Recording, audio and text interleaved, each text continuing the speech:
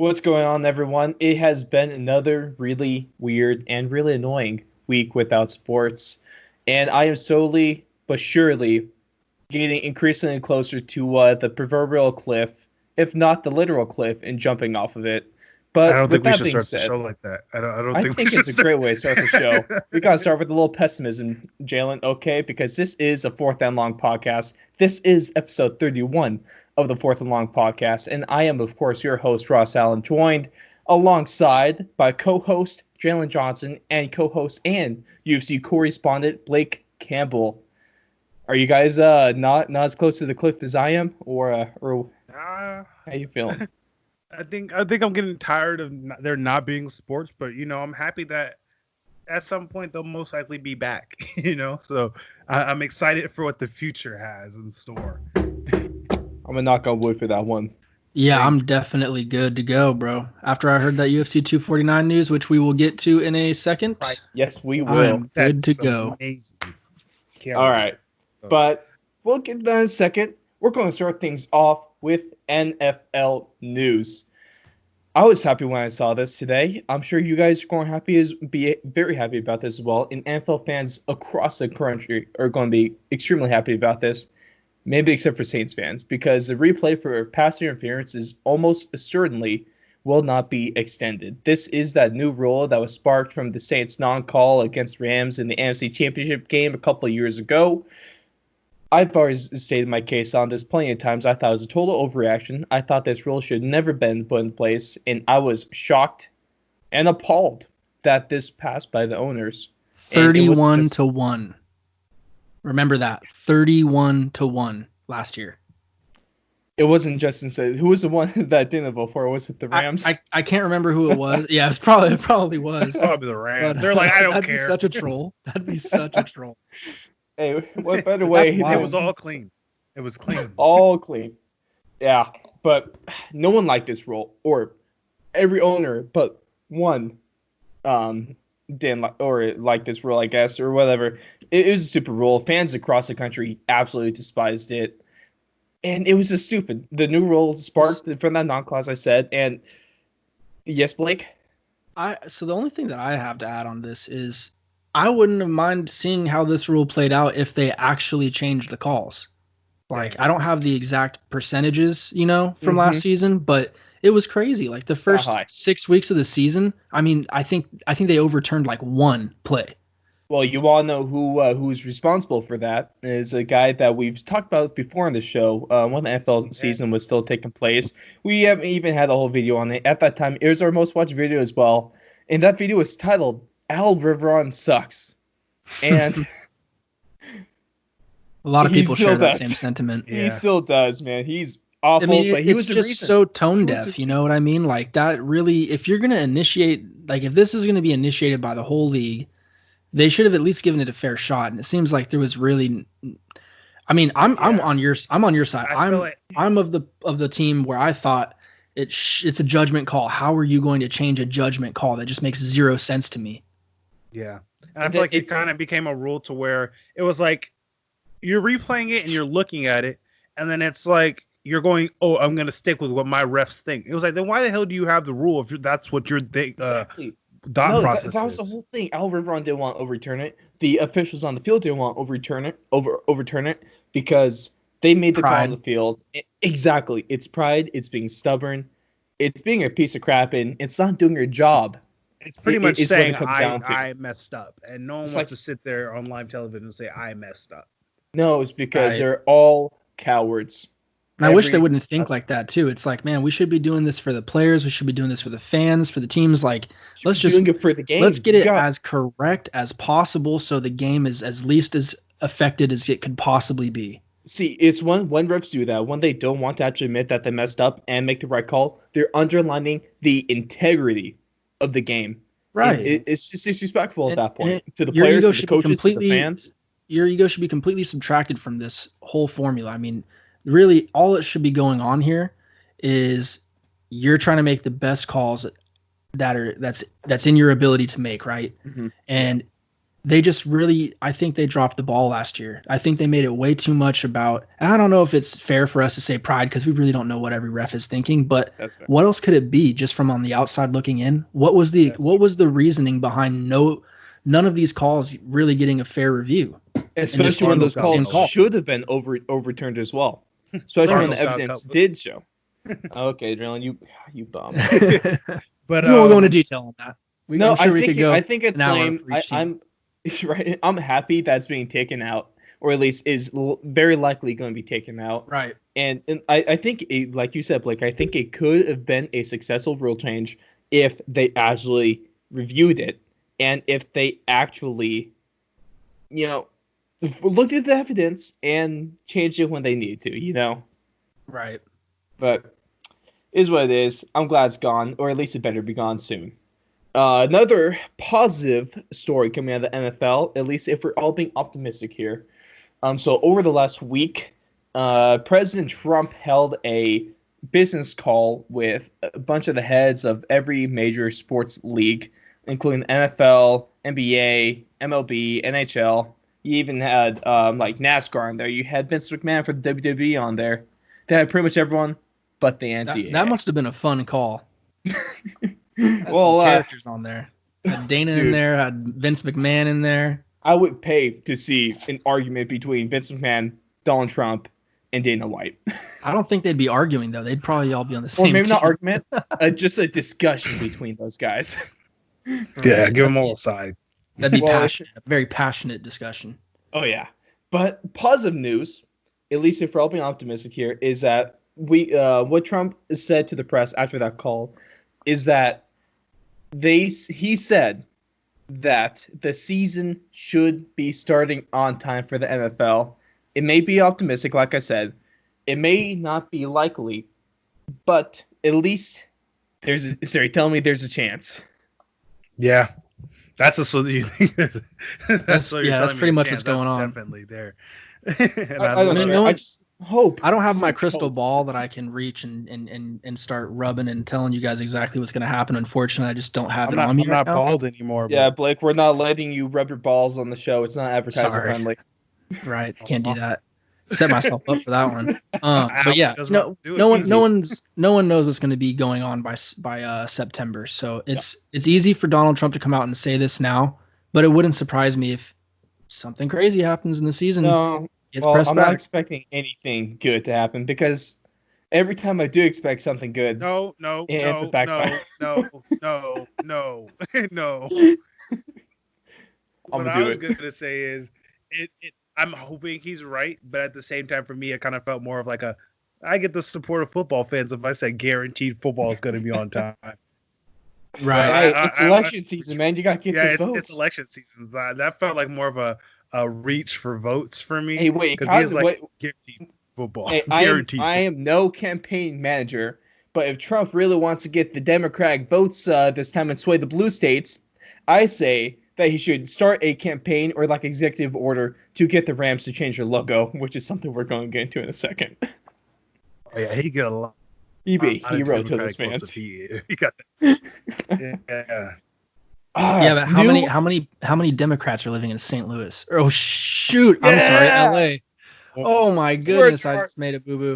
Swear jar. Oh, no. That's a swear jar. Oh no, Blake. And you're the fan of the actual St. Louis football team as well. Jeez. No, I'm not. Oh, yeah, I was going to say, the battle. Swear jar. You're losing it.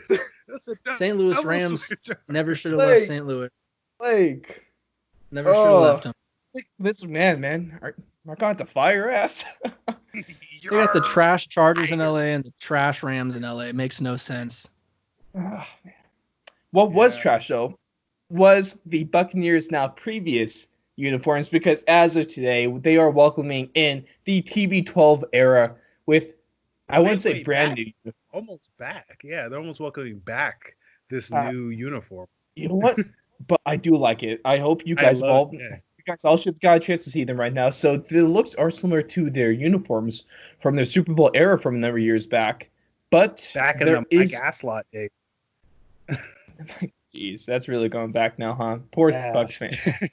But these They're good. It's like the old uniform, but I think it's a little more streamlined, it's a little more clean, it's a little more just futuristic, if I'd say myself. But it's not like it doesn't have the font of an alarm clock like the old ones did. But I like it. I like the look of it. What do you guys think? Yeah, I'm a fan. I don't. Their colors are pretty like vanilla, I'd say. I saw a lot of people commenting that it looks really similar to like the Falcons look, but I mean, I think it's way better than the creamsicles they used to do. Seen the leak.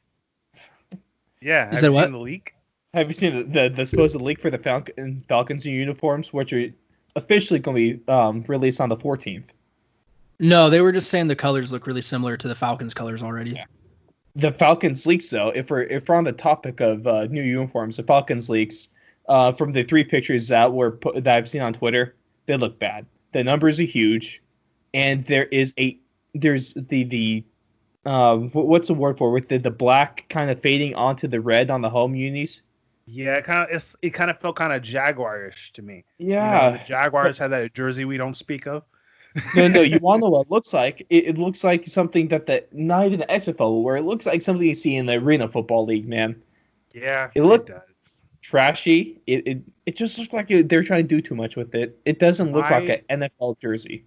My opinion on jerseys is when you switch jerseys, unless your jerseys were like absolute crap, example, the Jaguars old uniform or the Buccaneers old uniform, you should kind of evolve what you have, kind of make it look more what the new style is, instead of just going all out, just scrapping the idea that you have.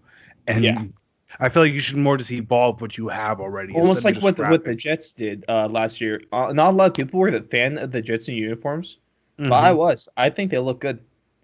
I think for the Jets, those were good jerseys. In all honesty, man, I'm not gonna lie. It sounds kind of sad that we're trying to analyze uniforms this much, but you gotta give us some slack here because there's not much going on to talk about in the first place. Hey, Blake, you excited for those most likely new Raiders jerseys if they even release them? New Raiders unis? They're in Las Vegas now. They might change. Everyone else who's moved has changed. I don't really see how or why they'd change. I mean, have they ever really changed in the history of Oakland? It's always pretty much been the same thing. The logos a little bit, or not Oakland, at least in the Raiders.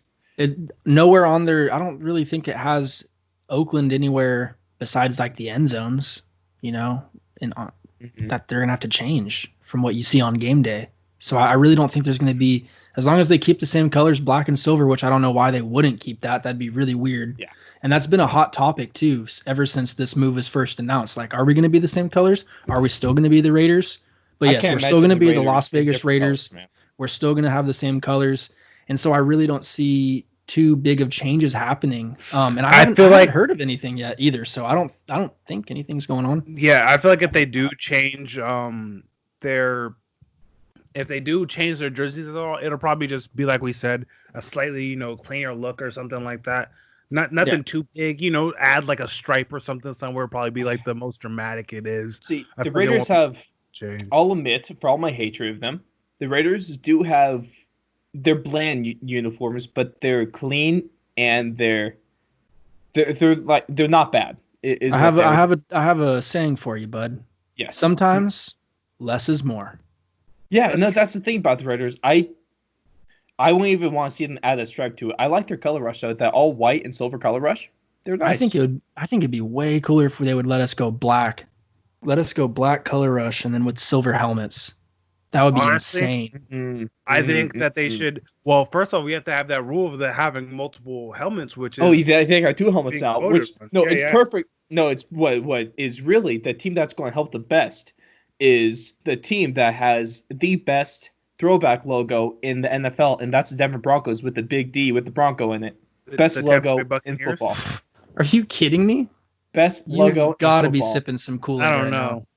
Hell no. All I drink is water and protein. You are absolutely foolish if you think the Broncos have the coolest logo in the history of the NFL. It's a nice D, logo. Man. The big D. That's you're foolish. That's all I have to say. All right, who's better then? Who's better? I mean, I would even take the old Buccaneers logo over that trash. I would too. The little Buccaneer with the knife going The through knife sir. Absolutely. For that Ugh. Big D. You know, we got a word for you. You like Big D, Ross? Call you suspect. No, bro. It's like the Broncos. They don't like Big D's because they have Big What do D, you think, okay? Ross? What do you think about the jersey change for the Broncos, Ross? I mean, what jersey change? I mean, like if they are to change their jerseys. Oh, I love it. Well, I like. To be honest, I'm a fan of the Broncos color rush jerseys because those jerseys, the ones from taking the jerseys, the orange ones from the 80s and 90s, the early John Elway team. That's the John Elway jersey I have in my closet right now. I should have worn it for the occasion. If I knew the Broncos are going to be put on, but next episode we'll all be wearing a jersey. How about that? Next episode. At least I'm wearing something athletic, man. Shaw strength, gotta represent. Okay, world strongman competitions are underrated. That works, man. But if we're going from hoping this uniform, go ahead. Yeah, going from this uniform rant, I think the Broncos should bring back the Big D. But what and you want to know who else should bring back an old logo is Los Angeles Rams, because we all know their new logo is garbage. Their new colors. Like penis. Put in lightly there. But what is awful is that the Rams front office is dead set on the new logo. Today, COO Kevin Demoff said that the new logo and new colors will stay despite all the negative feedback. He even had guys like NFL and Rams legend Eric Dickerson having meetings with the front office and trying to plead with them to change it back. Yeah, millions of fans pleading to change it back. Yeah, not even just Rams fans, but NFL fans. It's not good. And then you had Kevin. He went on, he posted a video with him reading like 10 mean tweets about the logo. And they weren't even that mean. I guarantee you those were some of the softest ones. It was for the nicest ones they could find. Right. They weren't even that savage. I've seen way worse in the other replies. Yeah. I think it's awful because I know they probably invested a whole $10 into the new graphic design of this, because they already made all the new stuff, and they didn't want to send all the clothes and stuff to Africa already. I think it's lame. I think it's not a good look by the front office, because at least the Chargers. When the Chargers tried to release a new logo last year, almost no one liked it, and they just reverted back to the old one. They listen to their fans. Isn't that the point of the football team, is to listen to your fans and not to just blatantly ignore them? Yeah, it's great because those powder blue uniforms are some of the best jerseys in all the NFL. But did you notice a slightly less curve in it? Slightly, it's like slightly less curved, just slightly. It's a little more streamlined. It's a little more streamlined as all this, but yeah, I don't think it's a good look that their front office is just outright ignoring fans like this. Yeah, and blatantly outright saying that they're ignoring the fans, despite the negative comments. We're not changing it. You don't say that. If you're gonna go with it, say we put a lot of time and hard work into this, and this is what we're sticking with. Respect, keep it. But when you say we've heard all the negative comments and pretty much said we don't care, that doesn't look good for you. You can't do that. I think when it's kind of like blatant that people don't like it, your fans don't like it. One of your Hall of Famers came out and said it looked like a penis, like literally, like there's a lot of he's a respectable Hall of Famer. Like there's some people who I expect. You could say that it looked like a Dickerson. Yeah, that's a good one. But there we go. He's one of the more respectful Hall of Famers or former players. Like there's some players like I'd expect to hear that from just because that's just how they talk. But Eric Dickerson, if it really wasn't that good, he'd just be like, "Oh, it didn't look too good." Yeah. But he literally came out and said, "Somebody said it looked like a penis." That should be enough. You really like saying the word tonight, don't you? So there's something we should know. Did I be changed? Oh, you the one who said Big D. Don't try to revert this back to me. You the one who said Big D. That's a you thing. Don't make this a us thing. That's you. Well, please, you can say penis. I can say that I have a big D. I think that's the way it goes. You weren't saying that. You said you like Big D. No. Moving on to the 2020 draft news. Nah. Yep. Yes. I do hope the Cardinals get new jerseys. Even Kyler Murray came out on his Twitch live, or I don't remember. I think it was Twitch, but he said that he likes the old Arizona flag jerseys that they used to have. Kind of wants a version of those, which are clean. I Those really ones are phenomenal. When they had Jake Plummer at the helm and Pat Tillman. Ooh, Pat Tillman, the GOAT. R.I.P. Pat Tillman. Yeah, R.I.P. Pat Tillman. NFL 2020 draft is now been confirmed to be fully virtual. Every team's personnel will be at their own homes, and teams will have online meetings instead. They're saying that's going to work like a fantasy draft would, which is weird. And there are some team personnel. We should do an early fantasy football draft and draft with them. No, man. There's too much shit happened during spring training camp. I don't trust that. Your number one overall pick is Rona and can't play for the season. No, not happening. But team personnel are worried about teams possibly cheating, looking directly at you, Bill Belichick, and the New England Patriots, because somehow, some way, they're going to do this thing on Zoom business meetings. And we all know that somehow Bill Belichick is going to have spies giving out the codes to every team. You guys seen that one Bill Belichick meme, right, where he's just drinking the orange juice? Yeah. He's going to be at home with a monitor, 31 different monitors for each different team's meeting, and he's just going to be sitting there with his orange juice, just watching on everyone's draft meetings. This thing's going to be weird. Take who people want. Yes, so we're going from having one of our guys going out to draft night for at least night one, to we're all going to be watching the draft the same way because every single one of us, fans and personnel, are just going to be at home.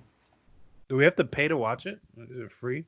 No, it's not ESPN like draft is always free. No, I mean, always like, if they're like an experience you could pay for to make it better, like, can I announce I want to be in someone's house. Like, if I give them $100, can I announce one of the picks? I think we should do this on Instagram Live, and one lucky fan gets to be put on that Instagram Live for a minute. Oh, you know how scary that would be for them. There's no way that they would be able to do that. Look. All I gotta say is look at Instagram Live, Tory Lanez. That is why we can't have nice things. Oh my God! If they're like, and this lucky fan gets to choose a winner, and Tory Lanez came on, they're holding his mic, I'd be like, oh crap. No, the one person I would approve though is if EDP 44 got on that mic. 4 for 5. So we all know if someone got on that, they probably dropped the N word and dip. Let's be real. Let's be real. It would happen. Yeah, EDP would, if he had to. I would really like one day to see EDP for 4-5 announce the Eagles pick, but I know they would never let him. But with all the NFL stuff, fellas, Jalen, Blake, let's get into the real meat and potatoes of the show. Really huge news. I would love some meat and potatoes. I did have meat and potatoes for dinner, so it was rock solid. But it's fully confirmed that UFC 249 is going ahead as planned on April 18th. This card is already one of the craziest things that we've ever seen, and we haven't even had the fights yet. We have the confirmed card, but still no confirmed location. So what we got in the early 90% on that location, though. 99% actually. No, he hasn't. He just hasn't announced it yet. Yeah. So, the confirmed fights, we got the early prelims of light heavyweight, Ryan Spann, Sam Alvey. I'm just going to run through the card real quick. And speak up if you want to say something about the specific fight, please. Mm-hmm. The women's bantamweight between Sijara Eubanks and Sarah Moras. Lightweight, Michael Johnson, Kama Worthy. Lightweight, we're also going to have Alexander Hernandez versus Omar Morales. And I hope Alexander Hernandez gets his face beat in and is made unrecognizable. Okay. No bias. I did really enjoy that fight against Cowboy Cerrone a number of months back when he just got his stuff rocked and really put into his place. He's kind of a douche. Prelims, we got Ray Borg versus Marlon Vera in that bantamweight bout. Blake, you were talking that you wanted to see Marlon Vera versus Sugar Sean, right? How do you think that's going to happen now? I think so. I think that this is a really interesting fight. Just because for the people that are fighting Alexander Hernandez, he was actually being pushed. Or I'm sorry, is Alexander Hernandez not going against? It's Ray Borg. Yeah, Ray Borg. I'm sorry, Ray Borg comes from the featherweight division. Yeah, right, featherweight, right? No, it's bantamweight. What's the one below bantamweight? Bantamweight. Straw. Jeez, Strawweight. You good today? No, bantamweight, dog. No, what's the one below bantamweight? You dumbass, flyweight. Oh, yeah, flyweight. Jesus, strawweight is Are we on the same page yet? Yes. So flyweight. He comes from flyweight. He's actually was a title challenger at flyweight, and he's fought against Demetrius Johnson. He's fought against some really high level guys. The problem with him is he's always had a weight issue. He always had problems making weight with the flyweight division. So it's nice that he's going up to the division above in the bantamweight. He hopefully won't have a problem with the weight cut, and we'll hopefully get to see him at his peak performance. The only question is, will his size be an issue? Will him coming from a lower division, from a lower weight class, is that going to be an issue when he's coming up against guys that are just naturally going to be a little bit bigger? Marlon Vera, if he beats Ray Borg, I still believe that that's really impressive. That's a good win to have on your resume. Ray Borg is a very skilled mixed martial artist. Like I said, he was at the highest level pretty much you could be without touching gold in the flyweight division. So if Marlon Vera can beat Ray Borg, that's a great win on his belt. I think it moves him up towards reaching the top 10. It's not going to. I don't even know if he's ranked it. He might be 14. I want to say Marlon Vera. Yeah, he may be 14. Okay, top 50. Yeah. So I don't know. We were talking about in the discussion show, which you guys shall go check out. Is Ray Borg ranked yet? I don't think he's ranked yet. If he's coming up to bantamweight. So I don't know if this necessarily helps Marlon Vera in rankings, but it helps him in terms of status, I believe. My question for you, Blake, is that before this fight was announced, you wanted Sean O'Malley to fight Marlon Vera next. If Marlon Vera wins this fight, or if he loses this fight, do you think they still have Sean O'Malley fight him next? I mean, it's a possibility. I don't know if it's set in stone now. It's only April 18th will come around, and then so that'll mean July is when they want to have Sugar Sean. Sugar Sean just came out on one of his, I think it was I can't remember if it was an interview with Helwani or if it was on his Instagram live that I was checking out. But he basically said he called the UFC up and was like, yo, I want in on 249 if you guys want me. And they basically said, nope, just keep doing what you're doing. We want you in July.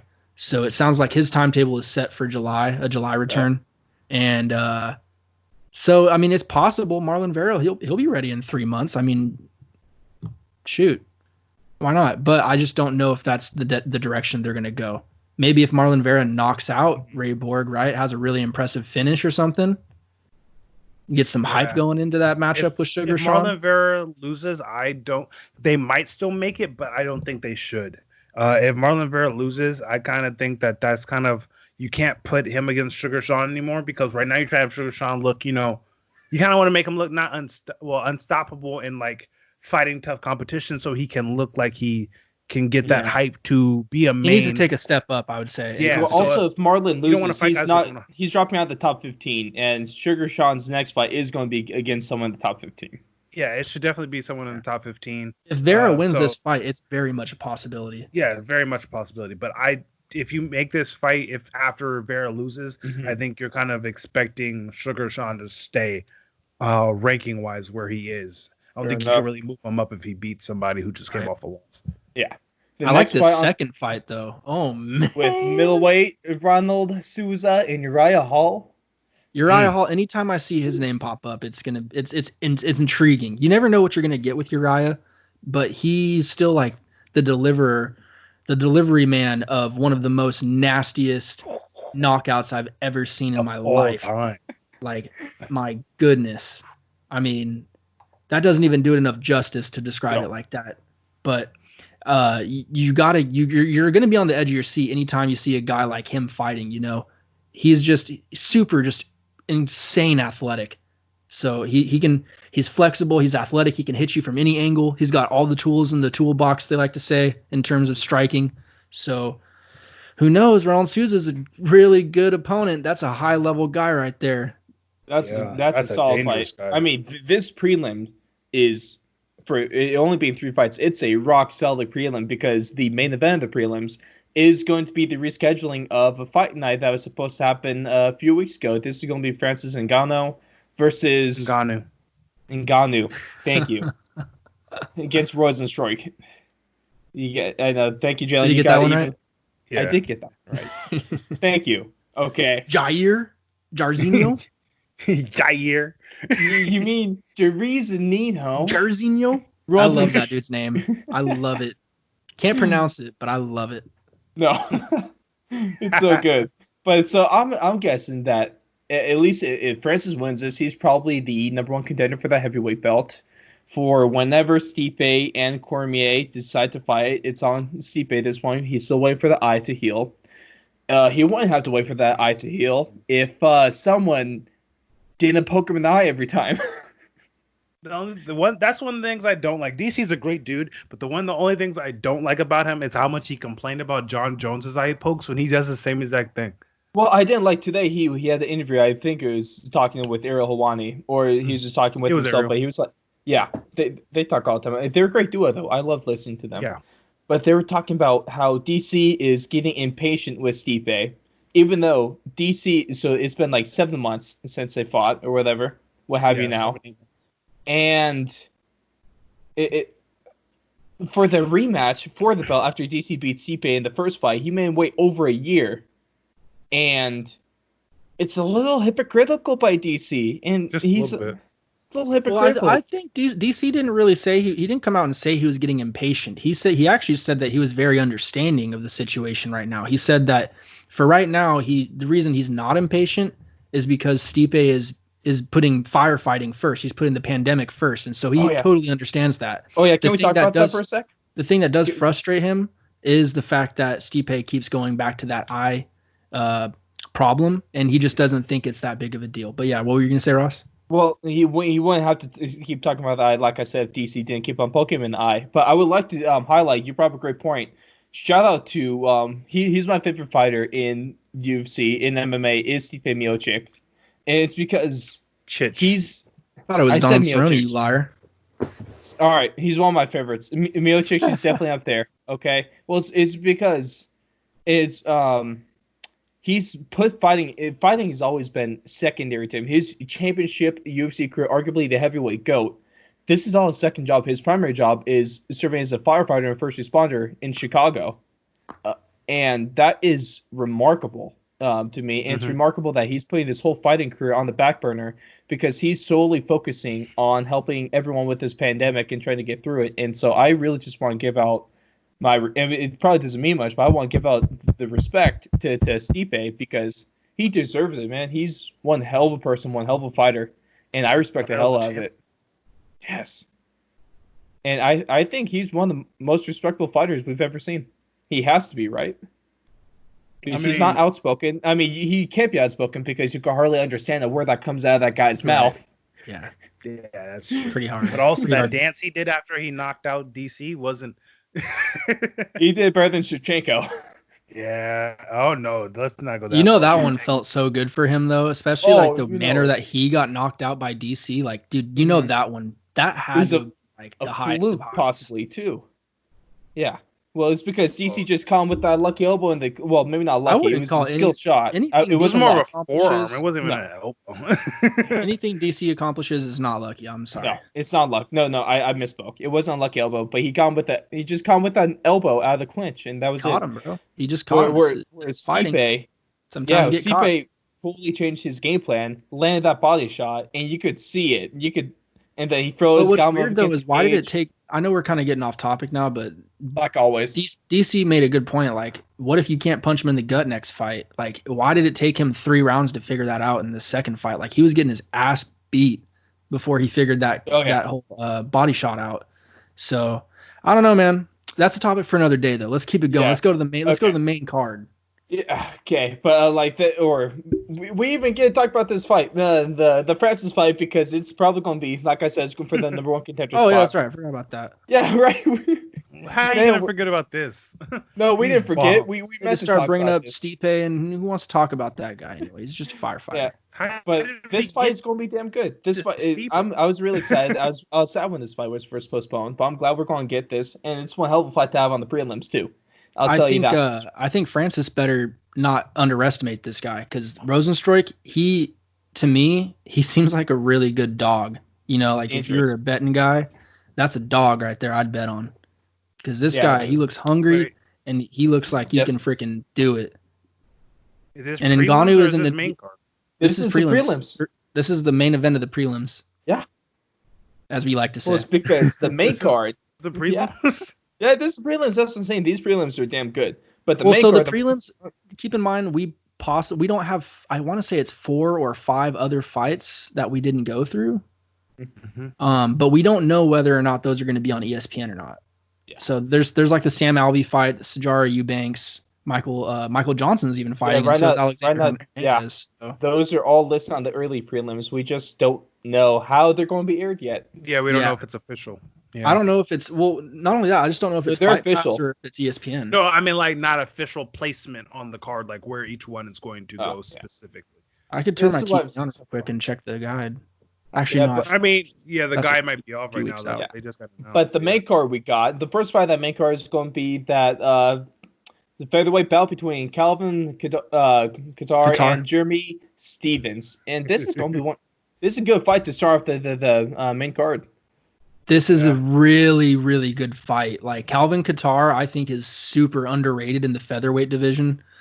He's a guy that's been up and coming for a while. He actually kind of beat up Andre Fili a couple years. I want to say it was in 2017 on a John Jones and DC card. But yeah, and it was bad too. I was like, dang, because it was short notice fight, so I thought Fili would have the upper hand. I digress though. So yeah, Jeremy Stevens, he's got a fight on his hands right here. A young guy, up and comer. I believe he's from the New York area, and he's going to come in there firing. I think this has a really good chance of being the fight of the night. Except probably second fight of the night because we know what's going to be the fight of the night. Oh, we all know what's going to be the fight of the night. The next fight is I think this second one might be better than that Calvin Jeremy fight. It's Nico Price and Vincent Luke. Oh my god, I know. So good. You think he's going to get a knockout from his back? Is Luke going to be giving out some more facial surgery? Oh, both these guys can knock you out. Shout out doing Platinum so Mike many Perry. different things, man. I want Nico Price to run in there, slide it onto his back, and then hit the up kick. Hit him with the up kick, right? Heel straight to the. Hey, Nico Price is dangerous from his back, not because he has really good BJJ. It's because he has the up kick. Yep, up kick always works. I like finishers, and these guys are both they finish people. You know what I mean? Yeah. The First next fight, round, 3 minutes and 30 seconds is when the knockout is going to happen. We'll get deeper into that in our preview show for this once we get a little closer to that card. Man, next fight is going to be one with heavyweight. It got to throw it up, mix up the weight classes for a little bit. We got Jordan De Castro and fan favorite Greg Hardy.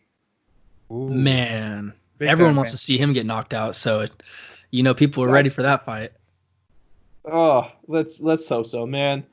I'm really interested in this co-main event though because it's going to be that women's strawweight bout, the rematch. Jessica Andrade and Rose Namajunas. It's going to be really interesting. I don't even know what to expect in this fight. That first fight just did not go the way expected. Rose said she wasn't all the way there, like mentally for that fight, and she was piecing Andrade up. And I think Andrade was lost pretty much, in my opinion, every single round until she got that head slam knockout. Other than that, I think that Rose is pretty much destroying her. And Rose knows what she has to do now. Yeah, Rose could have easily avoided that. She literally just could have tucked, and she would have been fine. But I don't know why she didn't tuck. This is a strange way to end a fight, wasn't it? It was kind of scary, really. I think that's the first time I've seen that happen live, too. It was really kind of scary. I've seen it a couple times. Did you not? I forget the name. I'll have to look it up, and I'll bring it up when I look it up. Okay. And now, let's get on to the fight that everyone cares about. And it's not the fight we were all expecting, not the fight we were hoping for. But I think this is still a fight that is going to be absolutely rock solid. And that's going to be Tony Ferguson and Justin Gaethje duking it out for the lightweight interim belt. Well, we knew it wasn't going to be Conor McGregor. Like we said in the last show, there's no way you can put Conor McGregor on 2 weeks' notice. That's just foolish, and that's not the way that you use a cash cow. He's a smart businessman. But this thing is this it's great opportunity for Justin Gaethje, without a doubt. But from the perspective of Tony Ferguson, is this risky? Tony Ferguson just doesn't give an F. That's the thing. No, he just does not give an F, and that is why Tony Ferguson is one of my favorite fighters in the UFC, because this guy is fighting for an interim belt for the second time. Double interim champion. That just imagine. And to answer your question, long story short, Ross, no, it does not make sense for this to be happening. It doesn't make sense for Tony Ferguson to take this fight when he already had a title shot promised to him. It doesn't make sense for him to fight for a second interim title belt when he already won the first one and shouldn't have got the first one stripped from him. You know, it was now stripped when from he him, goes, but he never lost it. He still hasn't lost a fight. He'll have the updated belt. I know he's gonna have the old belt on one shoulder. He's gonna have the new belt on the other, and he's still not gonna be an actual champion. Like, it's insane. This whole thing is stupid. If he wins, do you think he'll be releasing a picture saying "champ"? Man, he has to. Champ, he has to, right? No, but I think it's honestly, I don't think it's. I think he could win the fight, honestly, but I don't think it was the smartest idea. Just because Justin Gaethje's kind of fighting style. I think we all agree on that. Yeah, Justin Gaethje's fighting style. I'm not saying it's easy to do by any means. It's a very nice fighting style and very difficult to do. But he goes in there and he doesn't care if he gets knocked out. Like he's one few people in the UFC where I could say he's going to jump in there and he's not going to be scared of you hitting him. Well, do you see what he said today? He says he's going to give sleep or be slept. He says he's going to give Tony Ferguson 18 to 19 minutes of pure hell and fury. Yeah. And after those 19 minutes, he doesn't know what's going to happen, but he knows that he could deliver that. And I think this fight, just from a stylistic perspective, I think we could probably go into this again and go a little deeper once we get to the UFC 249 preview show here in a couple weeks now. But just quickly talking about this, I think that this matchup is maybe it's a little tougher than people may see, because a lot of people just see Justin Gaethje as that brawler. The dude just swings and doesn't care about getting hit in the chin. But what a lot of people don't realize is that Justin Gaethje he doesn't use it. He hasn't shot for a takedown in his entire UFC career. But Justin Gaethje is one of the best wrestlers in the company.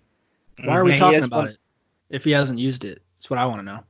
Everyone that's the thing that drives me crazy. I'm sorry to pick on you, Ross, but that's the thing that drives me insane about people talking about Justin Gaethje. Why are you going to talk about a tool that he supposedly has that has never been brought out? Well, I don't want to hear it. Has he? Cool. We're aware that he has wrestling pedigree. Awesome. He's not going to use it though. He can be the best wrestler in the world if he's not going to use it. Do you think he ever is going to use that wrestling pedigree in background? No. Do you think he's ever going to be that fighter?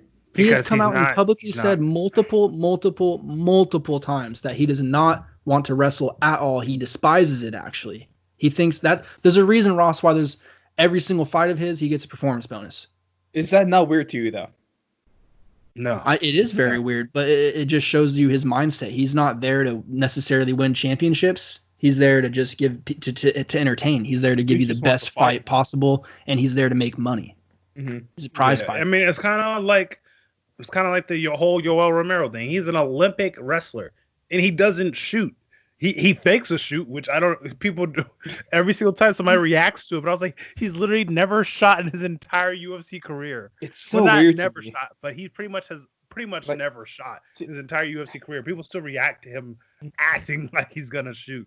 See, I respect the fact that those guys are willing just to duke out in the middle and just go all out and give the fans a show. But to me, it's still a little weird that you're not going to one of your strengths. No doubt. It's kind of, he knows he's going to, if he gets a knockout or there's a knockout, he's most likely going to get a performance bonus for either fight of the night or knockout of the night. And he knows that he's there for the fans. He knows that he's fighting to give them entertainment. So he knows people don't want to see two grown men rolling on the floor for those 25 minutes. So it's like that's his mindset. Is I want to give them a show. I respect the hell out of that mindset. I respect it. Yeah. Like if And he's it's gonna just- lose, he wants to get knocked out in the most beautifully Or violent put to fashion possible, so he can ensure that okay, I got a loss, but at least I got another 50 grand. That's Yeah, fair. and it's like every single time you look at one of his fights and you see him get knocked out or lose, it's always like, oh damn, he was going all the way at it though, Gentlemen, so you can't here we go. From really a move him down. future fighter perspective, would you rather Yeah. be knocked out or lose by decision? I don't know. I don't get paid for my fights yet, so it's like right now I'd rather lose by decision. Because That's I'm not such a gonna good get paid answer. to lose. That's a smart. But- that's a That's well-educated man answer. perfect. I I'd like rather that. not lose. First of all, I'd rather not lose. But Of course. at that point in my career, if I'm getting paid in the UFC payments, I think I'd rather lose by knockout. Just because it kind of doesn't look better if you're getting knocked out by like the low level guys, but if you're just going out there throwing bombs and then it's like a fifth round, minute left, and you both are tired and you get knocked out, then it's like whatever. But if you just get destroyed, then you lose by decision. You're like, well, I just got my ass kicked for 25 minutes. Right? So I think that's like almost like Anthony Smith when he fought John Jones for the title. It's like he Yeah, got that whooped, was he got handled for Like, for I 5 rounds, honestly- but he didn't get I knocked get out. it. I get it, the heart, and it's like you didn't get knocked out, though you didn't get finished. That looks great, but at the same time, it's like, bro, your career longevity. If you're getting your ass whooped and it's the second round, either you need to just go down and stay down, or whatever. That's the way I see it. man, this fight I think- is awesome. Right. I'm glad that they have secured. Dana White has made it clear that Joe Rogan is going to be there for commentary. So I think we could all rest easy because he is one of the biggest keys of this event. I We heard gotta that. I heard the location is going to be on an Indian reservation. That'd be nice. That's genius. That's It's Yeah, take it your says land again. be the Tachi Palace Casino Resort near Lemoore, California, about 40 miles south of Fresno. what? Oh yeah, But because the the Indians California agreed to the this? California Commission because the California Fighting Commission has come out and said that all like combat sports are banned in California, but they don't have jurisdiction They over do that. not. This is land belonging to the Tachi Yokut tribe, part of the federally recognized Santa Rosa Indian community. Dana White is a genius. Did the Native Americans agree to this, or did we just say we're having our event here? The location was first reported by Jeff Sherwood, an independent MMA reporter. So that's all I have right now in terms of confirmations. We don't have any comments from either side yet either. Oh, yeah. So they tried to reach out to a representative of the Tachi Palace Casino Resort, and they couldn't be reached. And the UFC had not responded to a request for comment as well. And this is from the New York Times, so this is a Mhm. decently trusted site. Wow, that's genius. What also That's is smart. genius though is another thing that Dana White has come out and said though, and let's talk about Fight Island. This whole thing. I don't know if This anybody is else grew up with ridiculous, Total man. Drama Island, but I did. This is it's some Mortal Total Drama Kombat Island stuff, for man. fighters. This stuff is ridiculous. Okay, so I'm just going to give you this Hold Dana on, White hold quote. on. Oh yes. Wait, what? Before? Oh wait, no, you haven't said it yet. I'll let you say it first, and then I'll give you my idea. Okay. Dana White quote. Here we go. He said, quote, I have the UFC 249 venue for 2 months and we're setting up shop. That venue is, like Blake said, is likely going to be that Indian casino. He says, Dana goes and says, we're going to be pumping out fights every week. I am also a day or two away from securing a private island. I have a private island secured. I'm going to start doing the international fights too with the international fighters. As of April 18th, the UFC is back up and running. Okay. Okay, so My Dana idea- White. Yes, Jalen. What is My your idea for this Please. island, since he said he's going to be flying fighters out there and having them just stay on the island for Mhm. fights, they should have a pandemic version of the Ultimate Fighter with current fighters while they are Bro. on the island. If they're going to be there, if we're going to have cameras, you might as well make it a reality TV show. Mhm. You might as well And have record like might, team Dana versus Team Rogan. well, Like might be a problem though, Jalen, because in the Ultimate Fighter, you might know this. Not everyone was 6 feet apart. Okay, so throw your gloves. Innovative. no, but what do you guys think about this whole thing? Dana White literally renting out a private island to have fights. I think this is amazing. I think this only proves that he is the craziest and best president in all of sports. Yeah. I think he's the most determined. Damn right. True. That's for damn sure. I don't think there's thankful really for Dana White. I don't think there's an island you can find to put on the for football. You can't just have like a football island. I don't think you can do that. Hey, I feel like all you need is a cage. I think Dana is one of the best presidents. I also do believe most other presidents wouldn't have done this with other sports. No. But also at the same time, I feel like he runs the perfect sport for this because UFC is just one person versus one person. It's a very individual sport. Yeah, it's not. You don't have to get like because they're getting tests for all these guys. But what's nice is you only have to get a handful of tests. You don't have to test a whole 50-man roster. Think about it. Like you're at the most, you're probably 5 on the main, 5 on the prelims. Let's say maybe 3 on the early prelims. So 13, maybe 26 tests total. That would be necessary for 26 fighters. It's not too bad. It's only 26 flights we have to get out. That'd be the only issue is probably just getting the private flights lined up, which I'm sure doesn't matter for a freaking company like UFC and ESPN. Together. If Dana could get an island, I guarantee Dana could secure a plane. Yeah, it's gonna be just fine. I'm happy for the fighters. Like for the fighters that want to fight, I'm happy that they get to be out there and they get to go out and perform and provide for their families still. That's really cool for them. And for the fighters that don't want to fight, you don't have to fight. That's fine too. Yeah, there's no excuse anymore. He's made. If you don't want to fight right now, he's not going to book you because he understands. But all these guys, all the men and women on this card, are ones that want to fight, and I respect them. To fight. From what we know, he's not forcing anybody to fight. This 249 card, I think this 249 card is super good. Like it's revolutionary. I think I'm gonna have such a good time watching it. I can't wait. What's hopefully going to happen? What's future news? What's hopefully going to happen for the draft, and what's at least we're trying to have this for the draft. We might have this for UFC 249, but we might start doing live streams. We're going to start live streaming the show soon. Hopefully going to start doing watch-alongs for big stuff like this. Just got a couple more things squared away. But that's some big news coming out of the fourth and long. A couple more things mean Ross problems that we have to get squared away. By me and Ross problems, he means just Ross problems. Yeah. Yeah. No, I didn't say me and Ross problems. I said Ross problems. Ross. Just Ross difficulties. It's all right. I'm trying, dog. I'm trying. But UFC 249 and UFC itself right now is absolutely insane. The show is going on as planned in MLB. Let's roll into some of that news because the MLB may be returning. I emphasize may be returning in the month of May. So I wasn't even going for that first. I just want to emphasize that it might be. I should use that word. But there is a plan backed by federal health officials that will allow for all 30 teams to play in Arizona venues. These venues will include mainly Chase Field, the home of the Arizona Diamondbacks. Very nice field. I love that stadium. As well as 10 spring training facilities and possibly other nearby fields.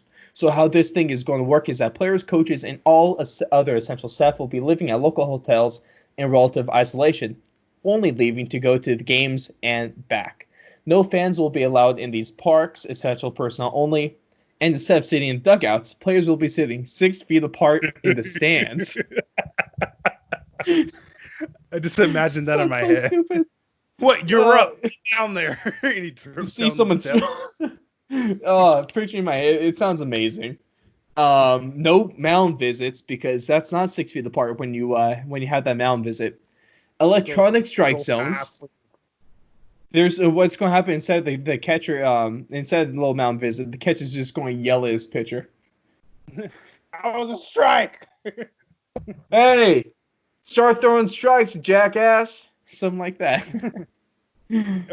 Or that notorious. And it's baseball, so they'll be yelling across the field, but they're still going to cover the mouth with the glove so no one can read their lips. Yeah, what did you say? No. No. They're going to do these games with 7-inning doubleheaders. And I think the funnest part about this is that since we're not going to have fans there, and the way they're going to get the fan interaction is that they're going to be miking up the players. So most of his plan centers around better tests for the COVID-19 being available so they can test quicker. The ones that like show positive or negative, and they show the results with like 20 minutes of the test. These are expected to be out in time, in this May time, and they're expected to have a good enough number of those where MLB testing won't take away from the public availability of those tests.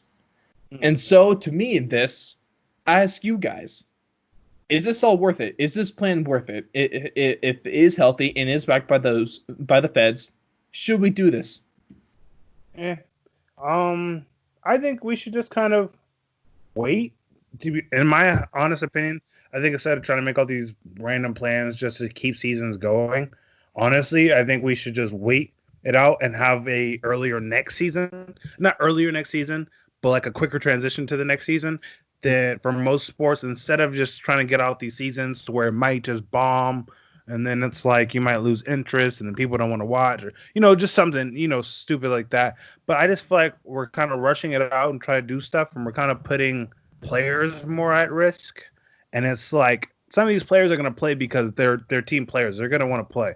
But some of them are like, if it was 100% up to them, they would just say no. But a lot of them won't do that because they know they're a big part of their team, or they know they're essential to their team. So they're not going to back out if this does go through. We have guys like probably future Hall of Famer, third baseman for the Rockies, Nolan Arenado, among other players. They are interested in playing this if it is safe, like these officials say they do. So it sounds like at least some big name players. Yeah, no, those guys, like especially in the MLB, they have guaranteed contracts, so they don't even have to play. Oh, did you hear about the NBA?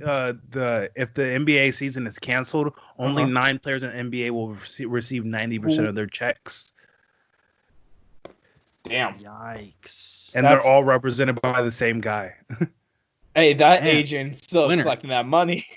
Hey, that's. I the guy's last. He just got a whole new list of clientele, probably. Right? His last name or his first name is Rich. But his name is Rich, so he knows what he's doing. Can't make this. You say his last name and first name is Rich? No. Either his last name or his first name. I can't remember his actual name, but it was either his first name or Rich. That's what I meant. The name is Rich. No, it's Rich Richards. Or what about Rich Richardson? Richardson. Richardson. Okay, we're done here.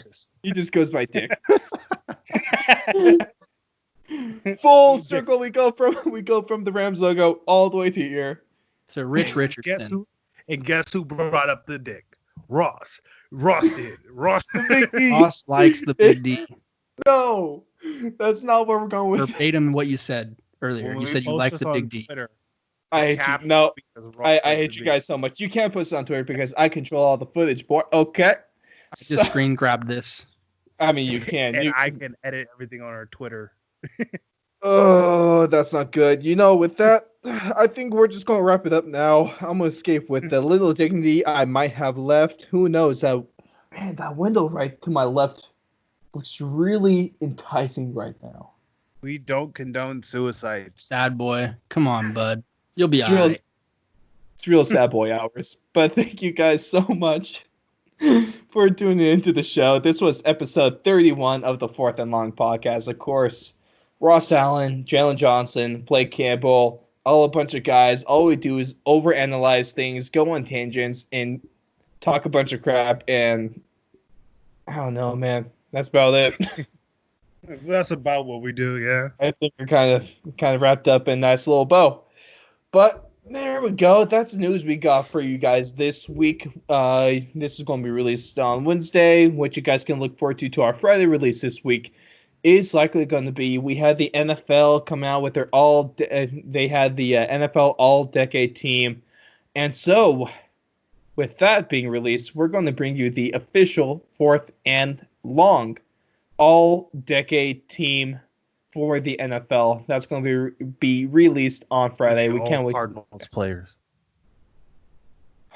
I think I can name 3 that might be able to make it. Matt Leinart being one of them. Maybe Sam Bradford.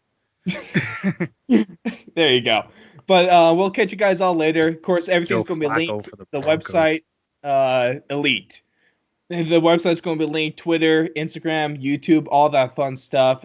Always check out www.thefourthandlong.com, Twitter, Fourth Long Radio, all that fun stuff. But thank you guys so much for listening, and we will catch you guys next week for the podcast and next on Friday for the discussion show.